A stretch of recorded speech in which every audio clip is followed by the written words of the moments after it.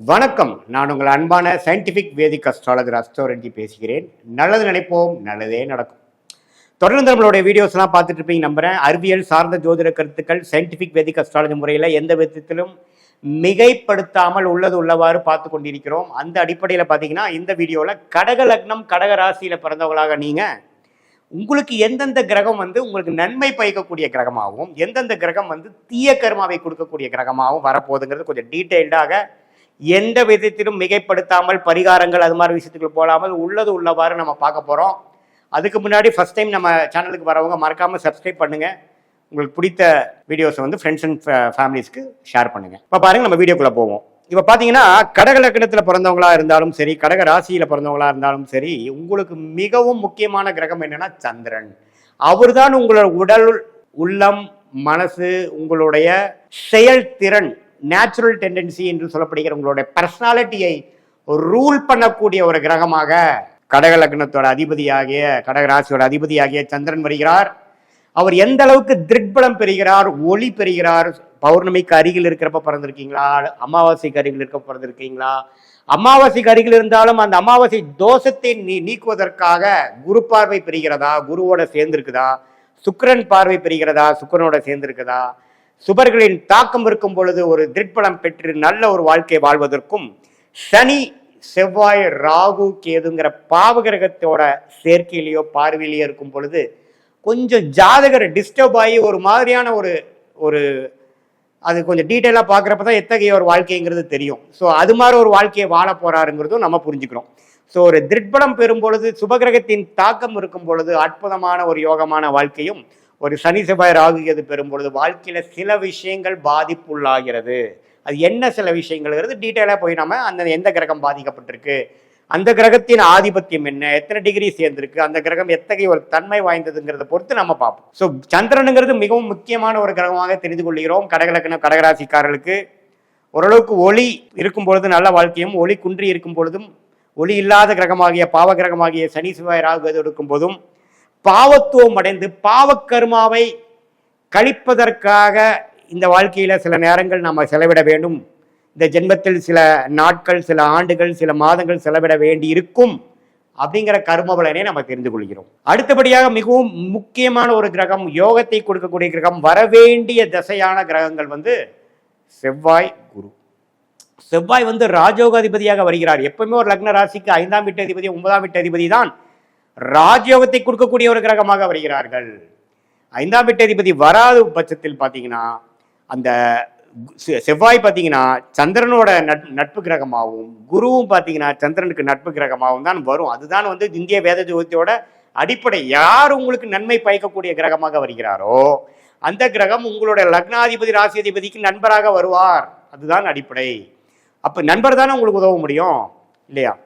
So அப்படி இருக்கும் பொழுது செவ்வாய் மிகவும் நன்றாக இருந்து திக்பலம் பெற்று அதெல்லாம் என்ன பலங்கிறது ஒரு டீட்டெயிலாக இன்னொரு வீடியோவில் பார்க்கலாம். நல்ல அமைப்பில் இருக்கும் பொழுது நல்ல ஒரு கர்மாவை வாழ்க்கையில் வெற்றி பெறக்கூடிய அமைப்பு, குழந்தைகளால் மேன்மை, தொழில் மேன்மை, புகழ் எல்லாத்துலேயுமே ஜெயிக்கக்கூடிய அமைப்பு. ஜாதகரே கொஞ்சம் டேலண்டடான ஆள். எப்போ லக்னாதிபதியும் ராஜயோகாதிபதியும் சம்மந்தப்படுறார், லக்னாதிபதியும் குருவும் சம்மந்தப்படுகிறார், லக்னாதிபதியும் செவ்வாயும் சம்மந்தப்படும் பொழுது ஜாதகரே ஒரு டேலண்டான ஒரு நபராகவும், குருவோட சேரும் பொழுது அவரும் ஒரு லக்னாதிபதி, ஒரு ராஜயோகாதிபதியா இருக்கிறதுனால கடக லக்னாதிபதியாகிய கடக ராசி அதிபதியாகிய சந்திரன் செவ்வாய் குருவோட சேரும் பொழுது அற்புதமான பலன்கள் கொடுப்பார். அதே சமயத்தில் செவ்வாய் சனியோட சேர்ந்து ராகுவோட சேரும் பொழுது நான் சொன்ன பலன்கள் குறையும்.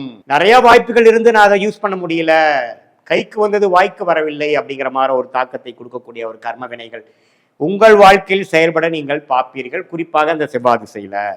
அதே சமயத்தில் குரு நீச்சமா போயிட்டார், ராகுவோட ஒரு 5 டிகிரிக்குள்ள போயிட்டார், சனியோட சேர்ந்து விட்டார் அப்படிங்கிற மாதிரி ஒரு இக்கட்டான ஒரு சூழ்நிலை இருக்கும் பொழுது, இருக்கக்கூடாத இடத்துல இருக்கும் பொழுது, என்னதான் ராஜயோக திசை நடந்தாலும் சில விஷயங்கள் எங்களுக்கு திருப்தியாக இல்லை, சில வாழ்க்கையில சில செட்பேக்ஸ் நான் ஃபேஸ் பண்ண வேண்டியதா போச்சு அப்படிங்கிற மாதிரி ஒரு அமைப்பு கொடுக்கக்கூடிய அமைப்பு இருக்கு. ஸோ அதே ஒரு நல்ல மேன்மையாக 9ஆம் வீடுங்கிற பாகிஸ்தானத்துக்குள்ள கனெக்ட் ஆகும் பொழுது, 5ஆம் வீட்டில் கனெக்ட் ஆகும் போது ஆட்சி உச்சம் பெற்று நட்பு வீட்டுக்கு குறையாமல் இருக்கும் பொழுது அற்புதமான பலன்களை இந்த செவ்வாய் திசையும் குரு திசையும் கொடுப்பார் கடகலக்ன கடகராசிக்காரருக்கு நீங்க தெரிந்து கொள்ள வேண்டும். இதுதான் ஒரு மிக முக்கியமான ஒரு 3 கிரகங்கள், சந்திரன், குரு, செவ்வாய். கடகலக்கணத்துக்கு மிகவும் சுமாரான பாவக்கர்மாவை கொடுக்கக்கூடிய கிரகமாக சனி வருகிறார். சனிதான் 6ஆம் வீட்டு 7ஆம் வீட்டுக்கும் 8ஆம் வீட்டுக்கும் வருவதனால அட்டமாதிபதியாக வரனால் சனி திசை நடக்கும் பொழுது கேர்ஃபுல்லாக இருக்கணும். சனி வந்து ஓரளவுக்கு திட்பலம் பெற்று சுபர்களின் தாக்கம் இருக்கும் பொழுது ஓரளவுக்கு பரவாயில்லைங்கிற மாதிரி இருக்குமே ஒழிய, சனி ராகு செவ்வாயோட ஒரு க்ளோஸ் காம்பினேஷன் இருக்கும் பொழுது, பார்வையில் இருக்கும் பொழுது ஒரு பாவத்துவமான ஒரு பிரச்சனைகளும் வாழ்வாதாரமே கொஞ்சம் கெட்டுற மாதிரியும், திருமண விஷயங்கள், குழந்தை விஷயங்கள், ஆயுசுக்கு ஒப்பான கண்டங்கள், அது மாதிரி விஷயங்கள்லாம் கொடுக்கறதுக்கு வாய்ப்புகள் இருக்கு. அது மாதிரி ஒரு பாவக்கருமால தான் நம்ம பிறந்திருக்கோம். குறிப்பா சனி திசையில கண்ணுக்கு எதிராக அது மாதிரி பார்க்க வேண்டியது வந்துடும் அப்படிங்கிறது நம்ம தெரிஞ்சுக்கிறோம். ஸோ உங்களுடைய கடகலக்கணம் கடகராசிக்காரர்களுக்கு சனி எங்க இருக்கிறாருங்கிறது நம்ம முக்கியம். சனி திசை எப்போ நடக்க போகுதுங்கிறது முக்கியம். சனி புக்திகள்லாம் நீங்க கேர்ஃபுல்லா பார்க்கணும். எது மாதிரி தாக்கத்தில் இருக்கார்? குரு சுக்கிரன்கிற சுபகிரகத்தின் தாக்கத்தில் இருக்கிறாரா, ராகு செவ்வாய்ங்கிற பாவகிரகத்தின் தாக்கத்தில் இருக்காராங்கிறது பார்த்துட்டு, இதுதான் ஓவராலான ஒரு அமைப்பு. சரி, இதை தவிர்த்து ஒரு நியூட்ரலான அமைப்பு இருக்கக்கூடிய கிரகம் ஆகிய 2ஆம் வீட்டு தனஸ்தானாதிபதி ஆகிய சூரியன் எப்படி இருக்காருன்னு நீங்க பார்த்துக்கணும். சூரியன் நல்ல இடத்துல இருக்கும் பொழுது நல்ல ஒரு தன லாபங்கள் கொடுக்கக்கூடிய அமைப்பு. சூரியனே 11ஆம் இடத்துல இருக்கிறார், ரிஷபத்தில் இருக்கிறார், அற்புதம். சூரியன் 10ஆம் இடத்துல இருக்கிறார், அற்புதம். ஆனா சூரியன் 4ஆம் இடத்துல ரீச்சமா போயிருக்கிறார், கொஞ்சம் கேர்ஃபுல்லா இருக்கணும். ஏன்னா அந்த ஸ்தான பலம் குறைஞ்சாலும் சரி, திக்பலங்கிற விஷயங்களுக்கு இல்லைனாலும் சரி, நிஷ்பலம் பெற்றாலும் சரி, அதே சமயத்துல பாவத்துவம் திக்பலமே இல்லாமல் பாவத்துவம் சூரியன் சனியோட சேரும் பொழுது பாவமான ஒரு கர்மா. அப்பா விஷயங்கள் சரியில்லை, அரசு விஷயங்கள் சரியில்லை, எலக்ட்ரிக்கல் விஷயங்கள் சரியில்லை, கொஞ்சம் ஜாதகர் சூரிய திசையில டிஸ்டர்ப் ஆவார் என்ற விஷயத்தை நீங்கள் புரிந்து கொள்ள வேண்டும். இதுதான் பார்த்தீங்கன்னா சூரியனோட விஷயங்கள். ஸோ மற்றபடி பார்த்தீங்கன்னா ஓரளவுக்கு நியூட்ரலாக வரக்கூடிய கிரகம் பார்த்தீங்கன்னா புதன். கடகலக்கணத்துக்கு புதன் பெரிய ஒரு நன்மை கொடுக்கக்கூடிய கிரகம் கிடையாது. ஏன்னா சந்திரன் என்னதான் புதனுக்கு பிடிக்கிற கிரகமாக இருந்தாலும் புதனுக்கு சந்திரன் பிடிக்காது. ஸோ அப்படிங்கிறப்ப புதன் திசை மிகவும் சுமாரான ஒரு பலனை தான் கொடுப்பார். இதுல பாதகாதிபதியாக வரார் யாருன்னு பார்த்தீங்கன்னா சுக்கிரன். சுக்கிரனுக்கு சந்திரனுக்கும் அவ்வளோ ஒன்றும் நட்பு நிலைகள் இல்லாமல் பட்சத்தில் சரராசிக்கு பாதகாதிபதியாக 11ஆம் வீட்டு அதிபதியாக வரனாலும் சுக்கிரனே 11ஆம் இடத்துல இருக்கும்போது பாதகத்தை கொடுத்து விடுவார். ஸோ பாதக வீட்டுக்கு கனெக்ட் ஆகாமல் இருக்கிறது சுக்கிரனுக்கு நல்லது. அதிக திட்பலம் பெறும்பொழுது அந்த பாதகத்தின் வேலை செய்து விடுவார். ஸோ அதுவுமே ஒரு இக்கட்டான ஒரு கர்ம வினையை கொடுத்து விடுவார் என்பதை நீங்கள் தெரிந்து கொள்ள வேண்டும்.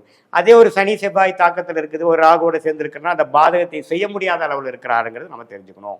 ஸோ இந்திய வேத ஜோதிடமே பார்த்தீங்கன்னா நம்ம நுணுக்கமான விஷயங்கள் மேலோட்டமாக பார்த்துட்டு ஆன்சர் சொல்லிட்டு போகக்கூடிய அளவுக்கு அது வந்து ஒரு சாதாரணமான ஒரு சாஸ்திரம் கிடையாது. இதனால தான் பார்த்தீங்கன்னா ஜோதிடம் பொய் என்று சொல்லக்கூடிய அமைப்பு வந்துருது. எல்லாமே நுண்ணிப்பாக பார்த்து அதுக்கு வேணுங்கிற கர்ம வினைகள் எப்படி செயல்படுங்கிற சொல்லக்கூடிய ஒரு அற்புதமான ஒரு நம்பவே வந்து ஒரு அக்யூரேட்டாக மைன்யூட்டாக பார்க்கக்கூடிய ஒரு சாஸ்திரமாக இந்திய வேத ஜோதிடம் வருகிறது.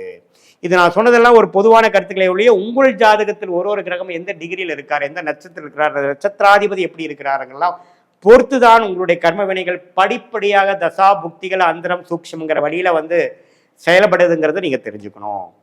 இது வந்து ஒரு பொதுவான அமைப்புகளையே உங்களுடைய ஜாதகத்தை வச்சு பார்க்கும்பொழுது உண்மையே துல்லியமான பலன்கள் நம்ம தெரிந்து கொள்ளலாம் என்பதை நீங்க தெரிந்து கொள்ள வேண்டும்.